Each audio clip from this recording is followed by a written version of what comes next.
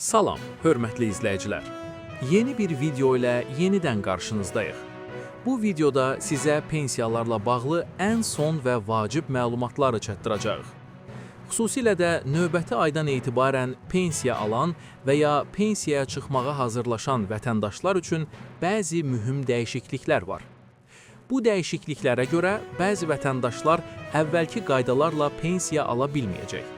Bəs bu dəyişikliklər nədən ibarətdir? Kimlər pensiya ala biləcək, kimlər ala bilməyəcək? Bu videoda bütün detalları ilə izah edəcəyik. Amma videoya keçməzdən əvvəl sizdən kiçik bir xahişimiz var. Videonu bəyənməyi və kanalımıza abunə olmağı unutmayın ki, paylaşdığımız vacib məlumatlar daha çox insanın qarşısına çıxsın və siz də yeni videolardan dərhal xəbərdar olasınız. İndi isə keçək əsas mövzuya. Bildiyiniz kimi, Azərbaycanda əmək pensiyası almaq üçün iki əsas şərt mövcuddur.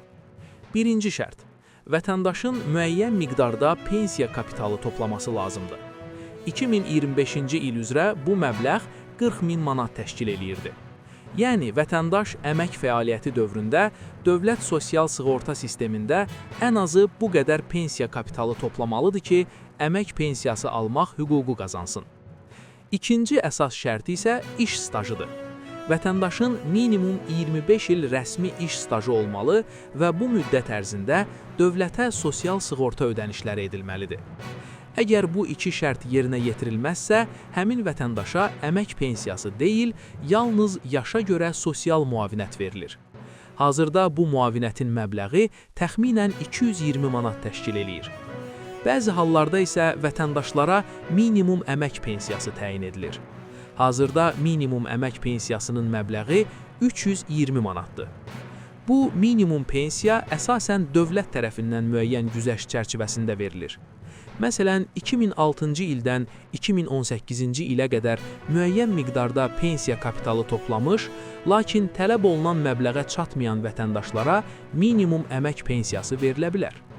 Məsələn, həmin dövrdə bir vətəndaşın 8.000, 10.000 və ya 15.000 manat pensiya kapitalı varsa, müəyyən şərtlər daxilində ona minimum əmək pensiyası təyin oluna bilər.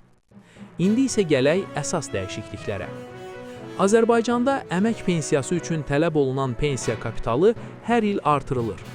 Bu artım əsasən əvvəlki ilin inflyasiya səviyyəsinə uyğun olaraq hesablanır. 2025-ci ildə inflyasiya səviyyəsi təxminən 5,6% təşkil etdiyi üçün bu il pensiya kapitalı da həmin faiz nisbətində artırılır. Beləliklə, 2025-ci ildə 40.000 manat olan pensiya kapitalı bu ildən etibarən təxminən 42.240 manata yüksəldilir. Bu o deməkdir ki, bundan sonra pensiyaya çıxmaq istəyən vətəndaşlar ən azı 42.240 manat pensiya kapitalı toplamalıdırlar ki, əmək pensiyası ala bilsinlər. Əgər vətəndaşın pensiya kapitalı bu məbləğdən azdırsa, o zaman ona ya minimum əmək pensiyası, ya da 220 manat yaşa görə sosial müavinət verilə bilər. Təbii ki, bu dəyişiklik bəzi vətəndaşlar üçün o qədər də yaxşı xəbər deyil.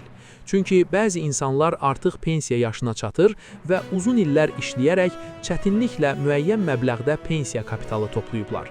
Kapitalın artırılması isə onların daha bir neçə il işləməsini və sosial ödənişlər etməsini tələb edə bilər. Bu da xüsusilə pensiyaya yaxınlaşan vətəndaşlar üçün müəyyən çətinliklər yarada bilər. Hörmətli izləyicilər, pensiyalarla bağlı digər yeni qayda dəyişiklikləri də var. Bu barədə daha ətraflı məlumatı növbəti videolarımızda sizinlə paylaşacağıq. Xüsusilə dövlət sosial yardımı ilə bağlı yeni qaydalar haqqında da ayrıca video hazırlayacağıq. Bu məlumatları qaçırmamaq üçün kanalımıza mütləq abunə olun, videonu bəyənməyi unutmayın və bu məlumatın daha çox insana çatması üçün videonu paylaşın. Növbəti videolarda görüşənədək.